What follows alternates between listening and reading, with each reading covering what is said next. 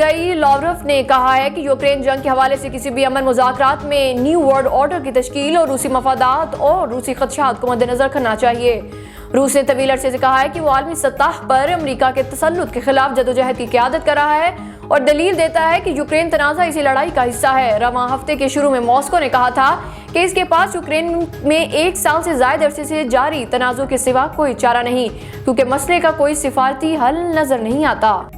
Israel के दारुल हुकूमत तल अवीव के एक कार हमले में एक शख्स हलाक जबकि मुतअद्दिद अफराद जख्मी हो गए। गैर मुल्की खबरसां अदारे के मुताबिक सिक्योरिटी फोर्सेज ने हमले में मुलविस मुश्तबा शख्स को मुबैना तौर पर बंदूक निकालने की कोशिश के दौरान गोली मारकर हलाक कर दिया। इजराइल की रेस्क्यू सर्विसेज का कहना है कि हमले के दौरान हलाक होने वाले शख्स अतालवी सयाह था। और जंगज़दा शाम से जान बचाकर जर्मनी में पनाह लेने वाले शामी नौजवान जर्मन कस्बे का मेयर मुंतखब हो गया।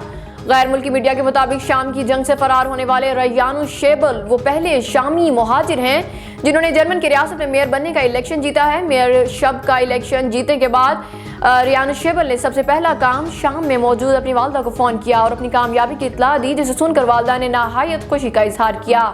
रयान 8 साल कब शाम से फरार होकर रबड़ की कश्ती में यूरोप पहुंचे थे।